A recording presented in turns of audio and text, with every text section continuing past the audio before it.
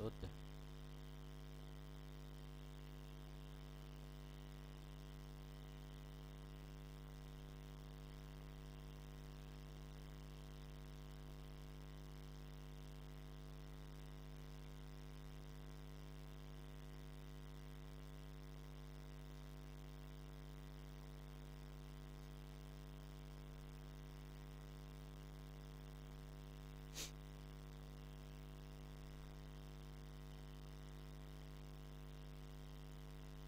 ये तुम्हारा सवाल है।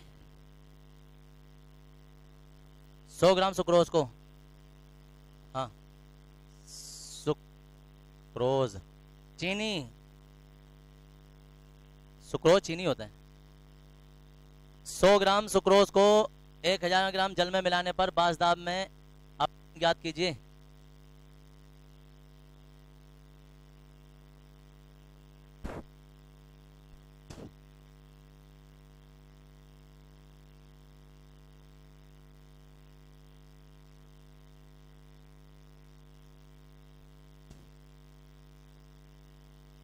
देखो इधर बासदाब में आप नमन ज्ञात कीजिए।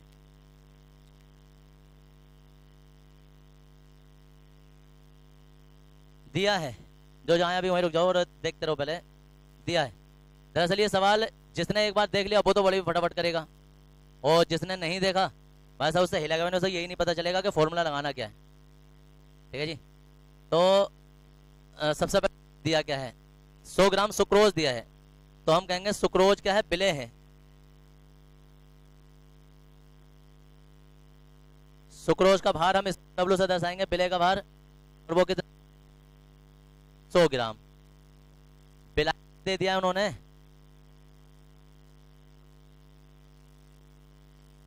विलायक कैपिटल डब्लू है 1000 ग्राम। बासदाब में अवनमन ज्ञात करना है, याद रखना बासदाब में अवनमन ज्ञात करना है, ना कि आपेक्षिक अवनमन ज्ञात करना है। बासदाब में अवनमन होता है डेल्टा पी, यानी कि P0 माइनस PS, और बराबर वो हमें ज्ञात करना है, चाहे इसे ज्ञात कर दो या ऐसे कर दो, PS ये ज्ञात करना है। और वो कह रहे हैं कि 25 डिग्री सेल्सियस पर टी की हमें जरूरत पड़ती नहीं है, फिर भी हम लिख देते हैं। शुद्ध जल का बासदाब, जो शुद्ध जल क्या होता है, ये बासदाब 23.8 mm Hg होता है। दरअसल ये मर्क्यूरी की तुलना में नापा जाता है, इसलिए Hg लिखा जाता है, इतना होता है। अब फॉर्मूला क्या होता है, हम कहेंगे चूंकि बासदाब में अवनमन कैसे निकालते हैं पता है, P0 minus PS upon P0 बराबर क्या था, XB, याद आ रहा है। XB को हम खोल सकते हैं, और इसे हम कैसे लिख सकते हैं, इसे अभी मैंने बताया था कि ये इसे हम ऐसे भी लिख सकते हैं, अंतर होता है ना ये। तो डेल्टा P अपॉन P0 बराबर XB, XB को हम ऐसे लिख सकते हैं स्मॉल n और small n plus capital N। अब क्योंकि हमें मान सिर्फ इसी का निकालना है, तो इसकी गुणा हम तिरछी इधर कर देंगे, तो क्या आ जाएगा, डेल्टा P बराबर, चलो n अपॉन n प्लस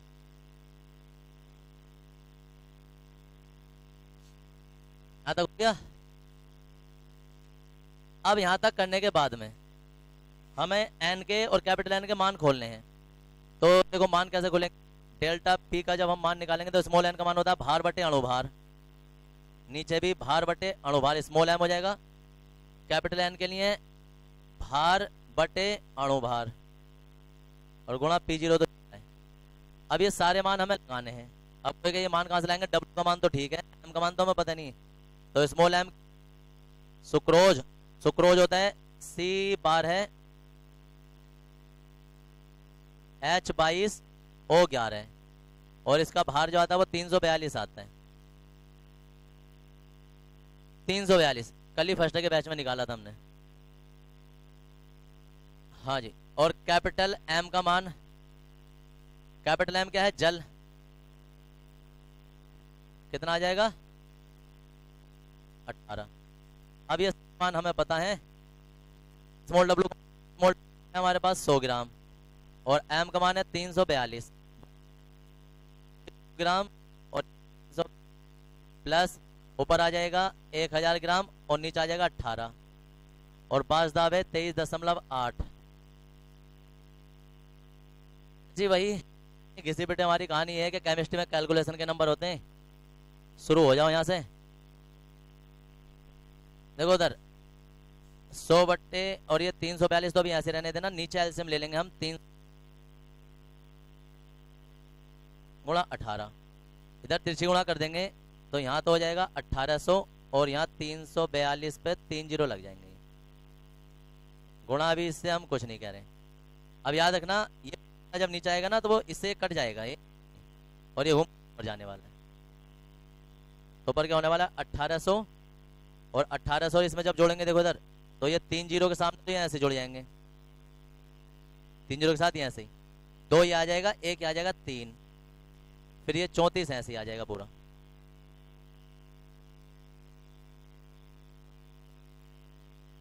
अब ये 2 जीरो जो है ये तो ऐसे कैंसिल हो जाएंगे। 18 बचेगा, 18 अट्ठे 144 हासिल 14, 18 × 54 और 14 68 हो गए तुम्हारे, और 18 दूनी 36 और 6 42 कट जाएगा।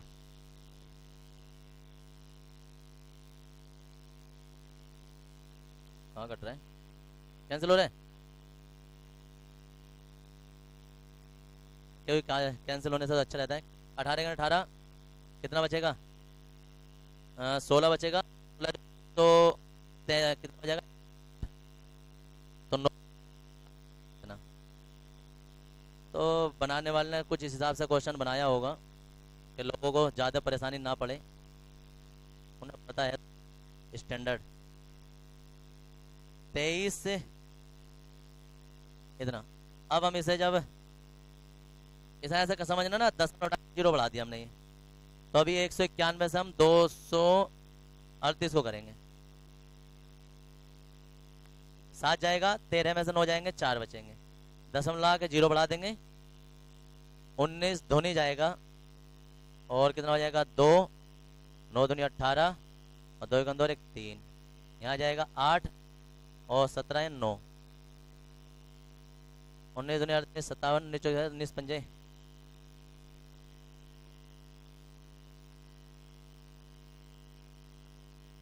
2 5, नीचे अभी हमने रखा है, जीरो आ जाएगा, तो डेल्टा पी का मान जो है वो 0.125 हम भी mmHg में ही आंसर लिखेंगे। ये बासदाब में अवनमन हो जाता है तुम्हारा। आपेक्षिक नहीं पूछा, अगर वो आपेक्षिक अवनमन पूछते ना तो हम ये जो तिरछी गुणा करके लेके गए थे ना ये नहीं लेके जाते, फिर इसे ऐसे रहने देते। तो छोटी छोटी बातें याद रखना, यही बहुत बड़ी गलती कर आते हैं। बहुत सारे लोग नंबर इसी वजह से कट गए। साल भी जो लड़के के वो 92 नंबर आए उसको चाहिए थे या 95, वो इसी वजह से कट गए कि भाई साहब धोखे से अवनमन हुई कि पता चला कि हिमांक में अवनमन की बजाय हिमांक ही ज्ञात, तो पूरा क्वेश्चन कट जाता है। इसलिए सही से देख लेना कि आपेक्षिक अवनमन पूछा है या अवनमन पूछा है, हिमांक पूछा है या हिमांक में अवनमन पूछा है, क्वथनांक पूछा है या क्वथनांक में उन्नयन पूछा है। क्योंकि सवाल जब तुम लोग उस टाइम पर प्रैक्टिस करोगे ना तो फटाफट कर रहे होगे, तो तय समा के जल्दीबाजी में क्वेश्चन देखकर खुश रहते ना यार ये तो अवनमन वाला अभी कर देता हूँ लोग, और वो कुछ का कुछ कराते हैं। इतना ही था तुम्हारे लगभग खत्म हो गए। अब जरा 1 2 नंबर वाले थोड़े क्वेश्चन करेंगे जो अति लघु उत्तरीय क्वेश्चन होते हैं, और इसके बाद चैप्टर खत्म हो जाएगा। अभी नया चैप्टर स्टार्ट करेंगे।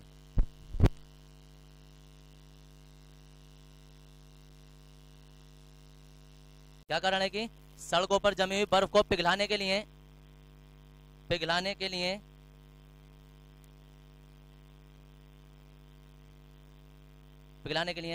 उस पर नमक डाला जाता है, उस पर नमक डाला जाता है। ये एनसीईआरटी का क्वेश्चन है तुम्हारे, जो कि 1 नंबर में एग्जाम में आ जाते हैं, और इनका ज्यादातर चैप्टर से बीच में कहीं लेना देना होता नहीं है, लेकिन चैप्टर के कॉन्सेप्ट से लेना देना होता है। अब कोई कहे यार ये कौन से कॉन्सेप्ट से जुड़ा है, दरअसल ये हिमांक में अवनमन से जुड़ा है। जैसे ही सड़कों पर बर्फ जमी होती है ना, तो बर्फ जमे होने से होता क्या है कि सड़कों पर बर्फ हटाने के लिए मशीनें लगाई जाती हैं, लेकिन मशीनें ना लगाकर तुम ये देखो तुम्हारे पास कोई बर्फ की सिल्ली भी है ना, तो उस पर नमक छिड़क देना, वो बहुत जल्दी पिघल जाती है। क्या कारण होता है कि नमक की उपस्थिति से उसके हिमांक में अवनमन हो जाता है, जिस कारण वो पिघल जाती है। तो लिखेंगे चीनी इसके अंदर जानी चाहिए, नमक जो वो उसके अंदर क्रिया करता है, जाता है मतलब। और चीनी वैसे कुछ भी चीज डालोगे पिघलाएगी जरूर, कुछ भी डालोगे। तो लिखेंगे हाँ, बर्फ पर, बर्फ पर, बर्फ पर नमक डालने से, बर्फ पर नमक डालने से बर्फ के हिमांक में अवनमन हो जाता है, बर्फ के हिमांक में अवनमन हो जाता है।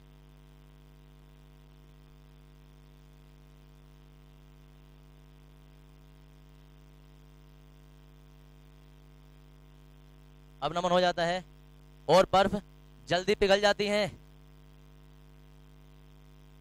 और बर्फ जल्दी पिघल जाती है।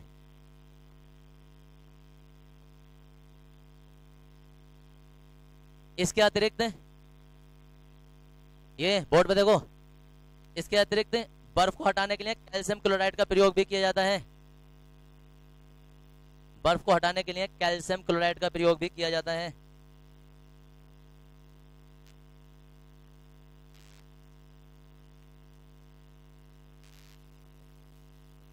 इसके अतिरिक्त बर्फ को हटाने के लिए कैल्शियम क्लोराइड का प्रयोग भी किया जाता है।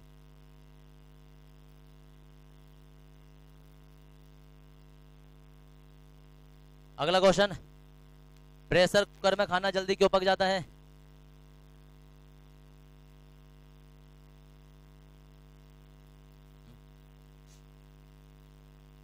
इसके अतिरिक्त इसका उल्टा क्वेश्चन भी आ सकता है कि पहाड़ों पर खाना देर से क्यों पकता है? समझ गए? दोनों चीजें होती हैं, जितना ज्यादा दाब होगा खाना उतनी ही जल्दी पक जाता है। प्रेशर कुकर का मतलब ही, प्रेशर का मतलब ही दाब हो जाता है। तो हम क्या लिखने वाले हैं कि प्रेशर कुकर में शीघ्र ही जो वाष्प दाब है वो वायुमंडल वाष्प दाब के बराबर हो जाता है, जिस कारण खाना जल्दी पक जाता है शीघ्र। क्वेश्चन है प्रेशर कुकर में जल्दी क्यों पक जाता है?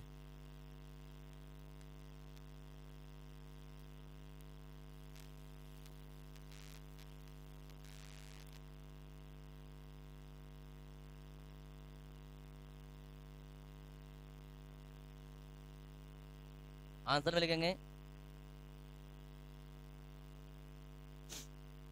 आंसर में प्रेशर कुकर में, प्रेशर कुकर में,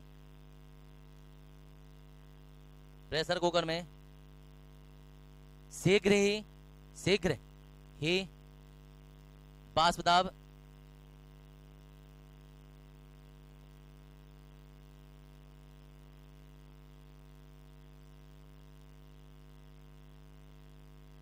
शीघ्र ही वाष्प दाब वायुमंडल वाष्प दाब के बराबर हो जाता है।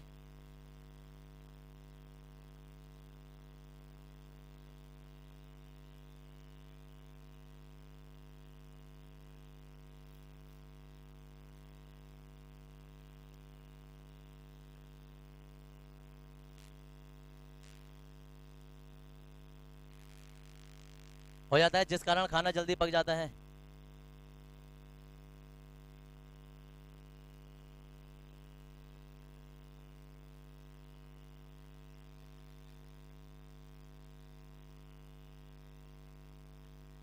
जिस कारण खाना जल्दी पक जाता है। एजियोट्रोपिक मिक्सचर, एजियोट्रोपिक मिक्सचर, ये देखो उधर तीन नाम है। अरे अगला क्वेश्चन है, तीन नाम है, स्थिर क्वाथी मिश्रण, नियत क्वथन मिश्रण या एजियोट्रोपिक मिक्सचर किसे कहते हैं? क्वेश्चन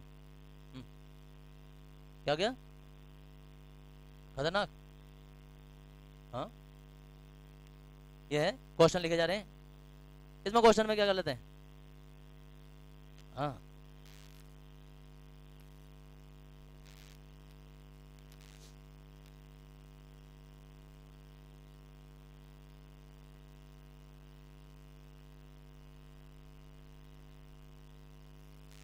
स्थिर क्वाथी मिश्रण, नियत क्वथन मिश्रण या ये एजियोट्रोपिक।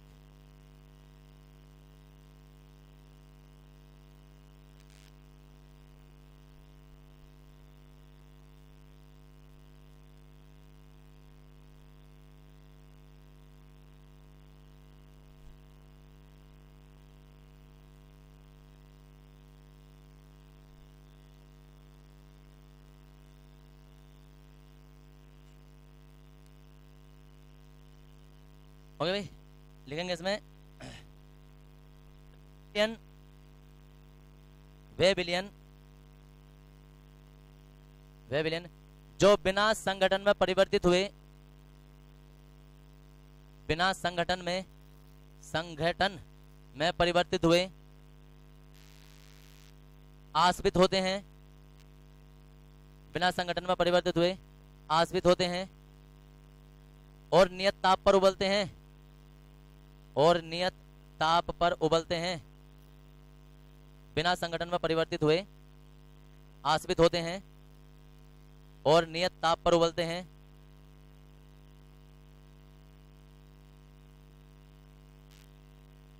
परिवर्तित हुए, संगठन परिवर्तित हुए आश्रित होते हैं और नियत ताप पर उबलते हैं, स्थिर क्वाथी मिश्रण कहलाते हैं। नियत ताप पर उबलते हैं, स्थिर क्वाथी मिश्रण कहलाते हैं। देखो नॉर्मली द्रव का मतलब क्या होता है कि पहले वो संगठित होता है। संगठित होने का मतलब क्या होता है कि वो कोई भी द्रव जैसे हम उसे गर्म करते हैं वो सीधा वाष्प बनने लगता है। और हर कोई कहे कि ऐसा तो हर कोई द्रव करता है कि जैसे गर्म करेंगे वो सीधा बनने लगेगा। तो हाँ, जितने भी विलयन है वो डायरेक्ट वाष्प बनते हैं और जितने भी विलयन होते हैं वो सब स्थिर क्वाथी मिश्रण कहलाते हैं। और स्थिर क्वाथी मिश्रण कौन से नहीं है, तो वो दुनिया में है ही नहीं, क्योंकि वो सब आदर्श विलयन होते हैं जो कि स्थिर क्वाथी नहीं होंगे। और जितने भी अनादर्श विलयन है वो सब स्थिर क्वाथी मिश्रण होते हैं। स्थिर क्वाथी मिश्रण का होने का मतलब क्या है कि दुनिया में अगर कोई विलयन है तो वो अनादर्श विलयन है, और अनादर्श विलयन जो है वो स्थिर क्वाथी होते हैं। आदर्श विलयन स्थिर क्वाथी नहीं होते और आदर्श विलयन दुनिया में होते नहीं है। तो इसके नीचे एक लाइन लिखने वाले कि यह गुण सभी अनादर्श विलयन प्रदर्शित करते हैं। जैसे कोई पूछता उदाहरण क्या है इसका, तो उदाहरण कोई सा भी अनादर्श विलयन का उठाकर डाल देना। लिखेंगे इसमें कि यह गुण अनादर्श विलयन प्रदर्शित करते हैं, यह गुण सभी अनादर्श विलयन प्रदर्शित करते हैं।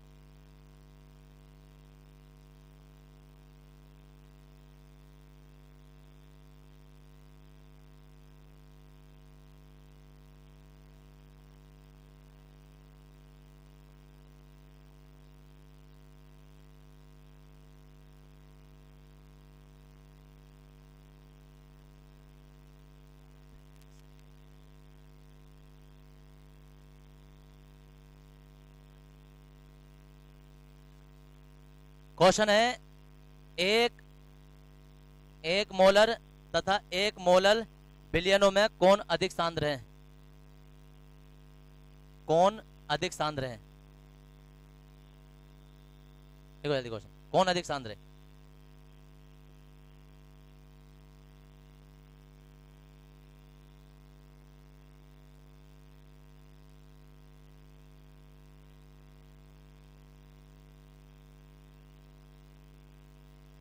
कौन सा अधिक होता है?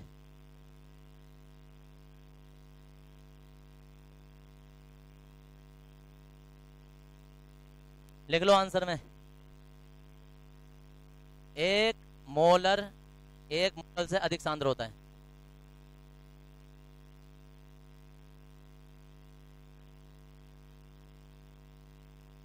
क्योंकि ये बिलियन में होता है और ये विलायक के अंदर होता है। मतलब इसमें जो भी चीज होगी ना वो इसके अंदर गिनी जा रही है, बिलियन के अंदर ये उपस्थित होता है।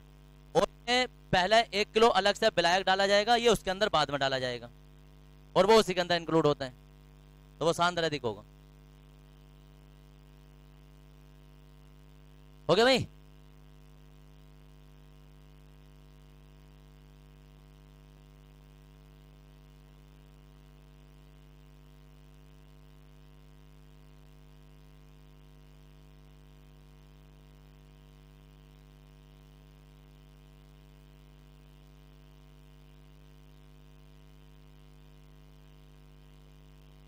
मोलरता तथा नॉर्मलता में किसकी सांद्रता अधिक होती है?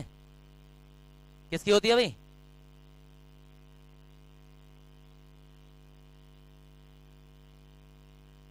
मोलरता और नॉर्मलता में किसकी सांद्रता अधिक होती है?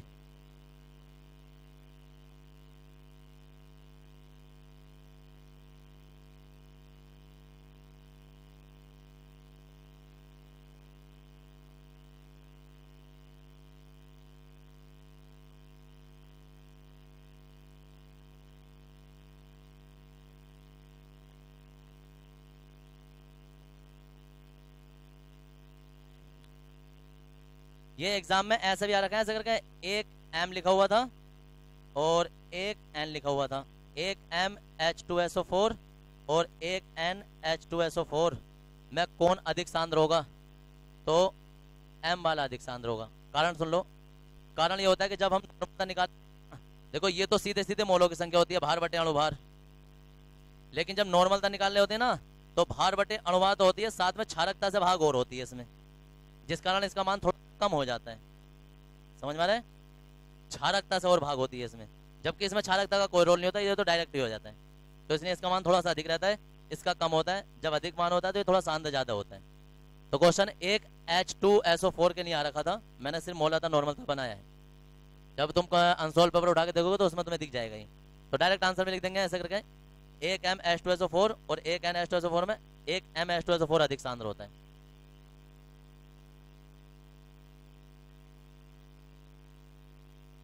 अगर तुम्हें इसमें वैसे भी लिखना है ना तो भार बटे अणुभार लिख सकते हो, क्योंकि करके, और इसमें भार बटे अणुभार तो लिखोगे, साथ में क्षारकता भी लिखोगे।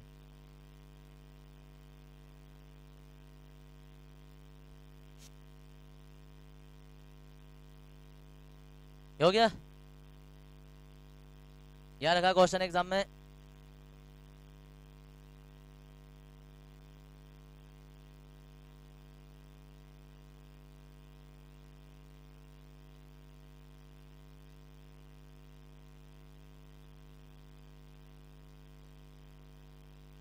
क्या लगा? अरे यहां से क्वेश्चन है,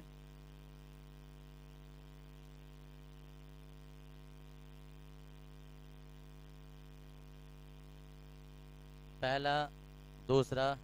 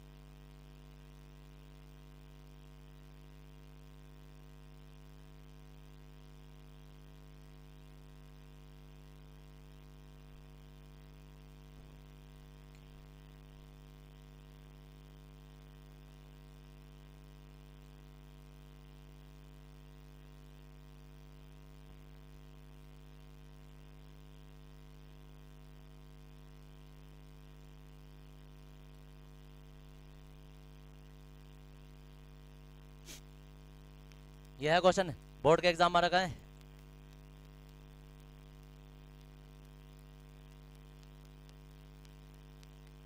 तीन 342 ग्राम पर लीटर सुक्रोज, 60 ग्राम यूरिया, 90 ग्राम पर लीटर जो है वो ग्लूकोज और 58.5 ग्राम पर लीटर NaCl सोडियम क्लोराइड को परासरण दाबों के बढ़ते हुए क्रम में लिखिए। कि किसका परासरण दाब अधिक होगा वो बाद में लिखा जाएगा, जिसका कम होगा वो पहले लिखा जाएगा।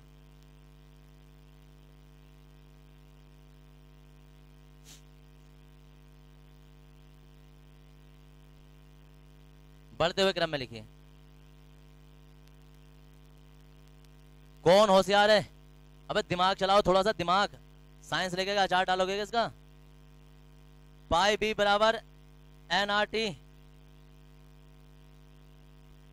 ये सवाल जिस साल आया था ना उस साल मैंने नहीं करवाया था, लेकिन बहुत सारे बच्चे जो बैच के थे वो कर आए थे, क्योंकि उन्होंने ट्रिक ऐसी बता रखी थी मैंने, तो मैं भी वही बता रहा हूँ।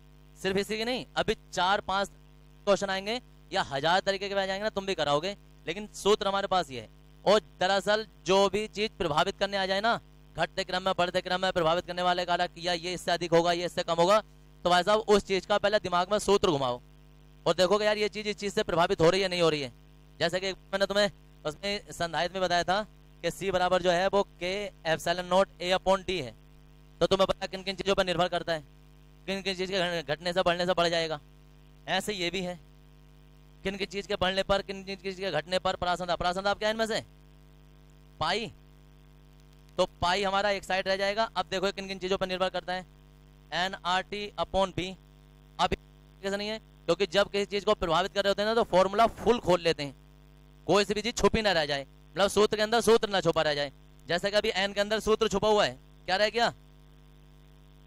भार बटे अणुभार RT/B। अब ये प्रासंदाप इन निर्भर करता है, इन चीजों पर निर्भर करता है। अब ये जो मानते हैं ग्राम पर लीटर या ग्राम पर लीटर, ये इनके अणुभार दे रखे हैं, इतने अणुभार है। समझिए। अब तुम्हें ये देखना है कि ये अणुभार 342 किसका 60 है, वैसे भी पहचान उन्होंने फॉर्मूला बना दिया। ये 342 180 होता है यार। हाँ ग्लूकोज का 82, अरे 80, तो 80 होता है। और ये NaCl का, सोडियम का और Cl का जोड़ेंगे तो 23 और साढ़े कितना 23 और 35.5 जोड़ दें तो कितना। अब ये देखना है और फिर ये देखना है इनमें से कौन सी भौतिक राशि है जिस पर प्रासंदाप निर्भर है। इस हिसाब से W है, R है, T है, B है, M है, क्या है? W M का मतलब कि बस अब तुम सब सारी चीजों को भूल जाओ और एक ही चीज पे निगाह रखोगे, क्या? ये सारी चीज तो नियतांक बन के हट जाएगी और अब हमारे पास ये बच गया। कैसे निर्भर करता है प्रासंदाप? अणुभार के बढ़ने पर घट जा रहा है। अब देख लो, जिसका मान ज्यादा है उसका मान कम। न लगा पता? सबसे कम किसका होगा? अब जिसका मान यहां सबसे ज्यादा होगा उसका प्रासंदाप सबसे कम होगा। इसका सबसे कम होगा, दूसरे नंबर पे ये है, तीसरे नंबर पे ये है और चौथे नंबर पे ये है। समझ आ रहा है? तो तुम कैसे लिखोगे? पहले लिखोगे सुक्रोज, अरे नीचे ऐसे लिखोगे जैसे मैं लिख रहा हूं, सुक्रोज इसका कम हो गया, उसके बाद में ग्लूकोज, फिर उसके बाद में यूरिया और उसके बाद में NaCl। अब और सोचो उधर कभी आ जाए ऐसा करके भाई इन्हीं के तुम हिमांक में अवनमन का घटता बढ़ता क्रम लिखे, हिमांक में अवनमन, हिमांक में, तो भाई अब आ जाता है तुम्हारे पास TF। अगला क्वेश्चन देख लो, ये मास्टर ट्रिक बता रहा हूँ जो कि जरूरी नहीं है कि मैंने आपका प्रासंदाप का करवा दिया, जरा मैं वो पासदाब में अवनमन का आ गया तो फिर हेरा काटोगे, तुमने तो कराया नहीं था, छोड़िए। या फिर क्वथनांग में उन्नयन का आ गया, करवाया था हमने प्रासंदाप का, आ गया क्वथनांग में उन्नयन का। तो अगर कोई कहे कि एक एक चीज पे एक एक चीज को करते रहो तो भाई साहब हमारी ये उम्र खत्म हो जाएगी। एक एक सवाल पे एक एक आंसर कैसे लिख देंगे हम? मास्टर का काम होता है मास्टर ट्रिक बताना, स्टूडेंट का काम होता है भाई समझना कि उसे लागू कैसे करेंगे। तो यहाँ ये नहीं है कि एक सवाल है तो उसका एक सूत्र अलग से बनाया जाए, यहाँ तो एक सूत्र बनाया जाएगा, उसमें 20-25 सवाल होने चाहिए। वो मास्टर है और वही मास्टर ट्रिक होती है। अब यहाँ देखो, इन्हीं को अगर पूछने लगे कि हिमांक में अवनमन का घटता बढ़ता क्रम लिखिए, जैसे भी घटता पूछ ले बढ़ता पूछ ले वो उसके हिसाब से करता है। तो हमारे पास KF है, भार बटे अणुभार, और W, और वो तो 1000। किस चीज पर निगाह जाएगी हमारी? यहाँ। तो ये सारी चीजें जो नियतांक बन जाएंगी और डेल्टा TF जो है वो व्युत्क्रमानुपाती हो जाएगा M के। ओके, अभी वो ये अणुभार न देता, वो कहता इतने ग्राम हिमांक में अवनमन का घटता बढ़ता क्रम लिखिए, क्या चेंज होगा? अब क्या चीज है ये? अब ये W बन गया है, अब ये M नहीं है, अब ये ग्राम है, यानी कि उसकी मात्रा है, मात्रा दी है, मतलब अब ये W बन गया। तो अब सीधा सीधा अनुक्रमानुपाती होगा, जिसका मान ज्यादा है उसका तुम्हारा हिमांक में अवनमन भी ज्यादा है, प्रासंदाप भी ज्यादा है। जिसका मान कम उसका मान कम, अब सीधा सीधा हो जाएगा। समझ में आ रहा है? जिसे मैं समझाना चाह रहा हूँ और जो यहाँ ध्यान लगा रहा है उसकी तो समझ में आ रहा है, वरना बहुत सारे लोग ऐसे बैठे होंगे जिन्हें ऐसा लग रहा है यार हवाई बातें कर रहे हैं, जिन्हें कहाँ कहाँ फायरिंग करने पे लग रहे हैं, समझ में तो आ रही है। और जहां मैं बता रहा हूँ जिसे समझ में आ रहा है करेक्ट उसी निशाने पे लग रहा होगा, हाँ ये कहाँ बोल रहे हैं, यहाँ अब सीधा सीधा हो गया। ऐसे वो तुमसे पास दाब में अपना मन पूछने लगे कि P0 माइनस पी है, ये आज मैं क्यों बता रहा हूँ इतना, ये सारी चीजें क्यों बराबर बताए रहे, क्योंकि आज बिलियन का लास्ट दिन है, बिलियन खत्म है, और बिलियन के बाद में दोबारा से बिलियन तुम्हें सूंघने भी नहीं मिलेगा भाई साहब, सुनना तो बहुत दूर की बात रही, पूरे चैप्टर में कहीं नहीं आएगा भाई साहब, पूरी केमिस्ट्री में बिलियन कहीं नहीं आने वाला है, यही है और यही है। दोबारा से हिमाक में नमन क्वथनांक मन्यन सुनोगे भी नहीं तुम। केमिस्ट्री में जो चीज एक बार खत्म हो रही है वो खत्म हो जा रही है, वो दोबारा से रिपीट नहीं होगी, हो सकता है कोई आ जाए फॉर्मूला। फिजिक्स में क्या है कि भाई साहब पहले चैप्टर का सूत्र लास्ट वाले 20वें चैप्टर में भी लग रहा होगा, फिजिक्स में ये होता है। इन केमिस्ट्री में क्या है कि जो चीज एक बार खत्म तो वो खत्म, अब एक अलग नई दुनिया आएगी। अब इलेक्ट्रोकेमिस्ट्री हमारी स्टार्ट होगी, इसके बाद में विद्युत रसायन, तो विद्युत रसायन अपने आप में एक अलग दुनिया है।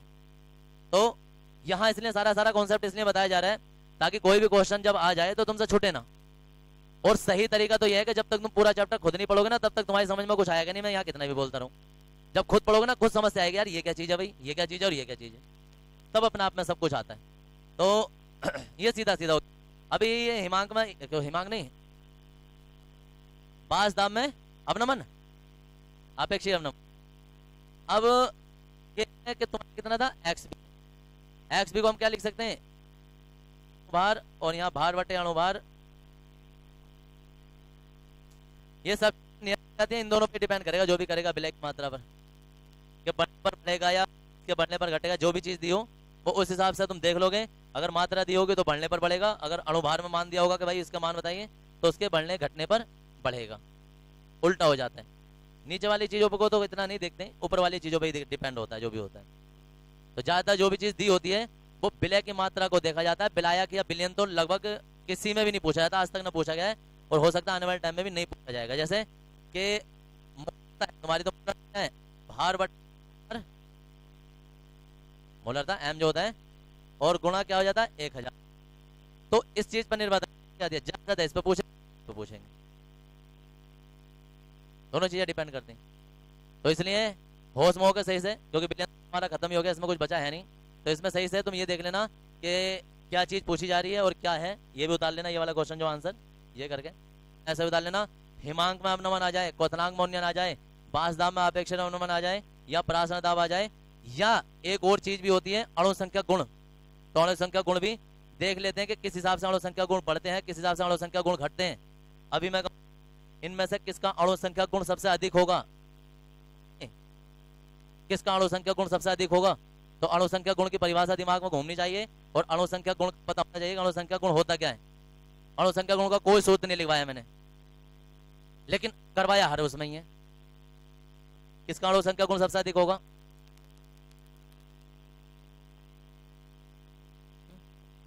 ये टाइम है क्या वैसे, एम या डब्लू, डब्लू।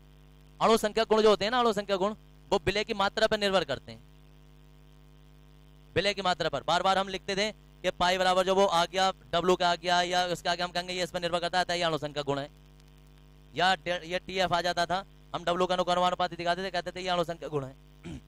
तो हम कहेंगे अणु संख्या गुण कब घटेंगे कब बढ़ेंगे, तो भाई साहब विलय की मात्रा पर निर्भर करते हैं, ये बढ़ेगा तो ये भी बढ़ेंगे, ये घटेगा तो ये भी घटेंगे, तो सबसे ज्यादा अणु संख्या गुण इसका हो जाएगा।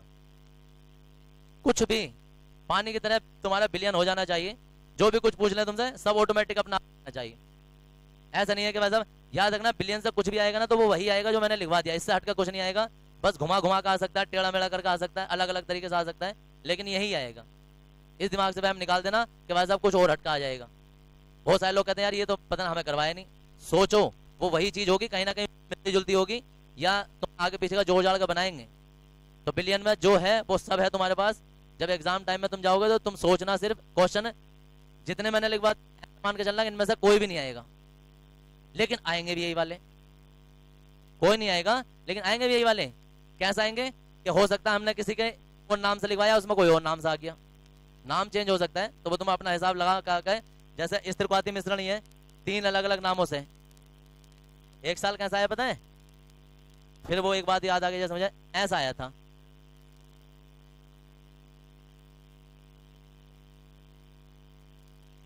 एजिट्रोपिक मिश्रण किसे कहते हैं? अब तुम लोगों की पता है आदत क्या है? आदत जो ओरिजिनल आदत है कि जब तुम कॉपी में पढ़ोगे ना तो इसे भी पढ़ोगे, इसे भी पढ़ोगे, इसे नहीं पढ़ोगे, इसे नहीं पढ़ोगे, मुझे पता पढ़ोगे ही नहीं। और वो होशियार कैसे हैं? वो होशियार ऐसे कि उन्होंने ये पढ़ा, पढ़ के हिंदी में लिखा, ये आया था कि एजिट्रोपिक मिश्रण किसे कहते हैं। अब देख रहे हैं यार एजिट्रोपिक, अगर स्त्रीवादी होता तो उधेड़ जाते उसे, हाँ क्योंकि पढ़ के गए उसको तो धुंध बना देंगे, लेकिन ये आ गया, छोड़िए बहुत सारे एग्जाम में। अब क्या आया, एक बार एग्जाम में आ गया मैटर वेव किसे कहते हैं? मैटर, मैटर का मतलब आ गया इंग्लिश में, और वेव का मतलब तरंग होती है, मतलब लिखा हुआ यहाँ आया था और बच्चे हिंदी में उसमें इंग्लिश में देख रहे हैं, क्योंकि हो सकता है ना यार हिंदी नाम गलत आ रहा हो उसका, क्योंकि इंग्लिश वर्जन भी होता है ना पेपर में, तो इंग्लिश में नाम देगा, इंग्लिश में भी मैटर वेव लिखा हुआ है ऐसा करके, बोलिए करवाए ना सर ने। जबकि क्या है, डी ब्रोगली तरंगें जो होती हैं, जो डी ब्रोगली तरंगें होती हैं, डी ब्रोगली तरंगें उन्हें पदार्थ तरंगें कहते हैं, और पदार्थ तरंगों को इंग्लिश में मैटर कहते हैं। तो कहां से कि वैसे सीधे रास्ते से तुम शहर ना पहुंच के ना यहाँ खेतों में से घूम के आ गए, बात वही होती है। तो कहीं से क्वेश्चन उठा के डाल सकते हैं, तुम ये सोचना कि वो तुम्हें अच्छे खासे 17-18 साल के हस्त पुस्त लड़का या लड़की समझते कि ठीक ठाक दिमाग से मेंटलिटी इतनी स्ट्रांग हो गई है कि वो सब कुछ समझ सकता है, सोच सकता है, समझा के हमें आंसर दे सकता है। उन्हें ये पता है कि आप जी पबजी सब्जी खेल ले होंगे, वो उन्हें पता है कि ठीक ठाक बड़े हो गए, अब वो हमें समझा के आंसर देंगे, इसलिए वो घुमा घुमा के सवाल पूछते हैं। कभी तुमसे नहीं पूछेंगे कि ऐसा नहीं पूछा जाएगा कि भारत के राष्ट्रपति का नाम बताइए, समझ गए, हमेशा पूछा जाएगा उस व्यक्ति का नाम बताइए जो भारत में प्रथम नागरिक होने का अधिकार प्राप्त करता है। घूम गए लोग, अब यार ऐसा कौन सा नागरिक अभी, तो क्वेश्चन वही है लेकिन घुमा के इतना। तुम हमारा गांव में पूछो ऐसे आदमी का नाम बता, सुनो इधर, ऐसे आदमी का नाम बताओ जिसे पहली बार स्वतंत्र भारत के पहला नागरिक बनने का अधिकार प्राप्त हुआ।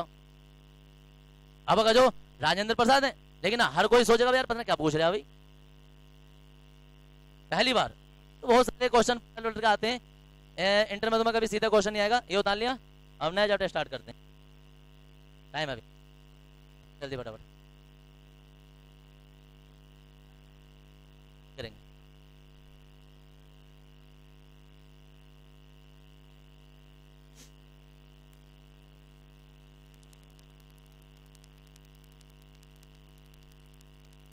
क्या रह गया, वो है बरस का आंसर।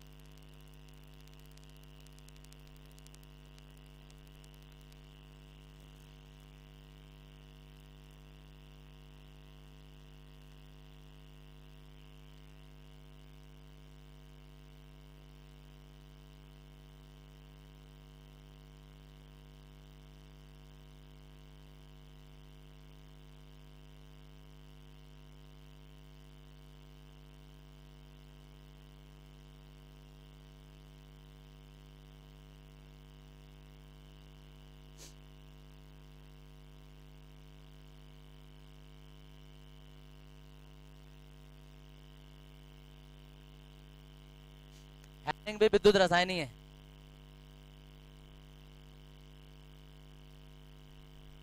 लिखेंगे इसमें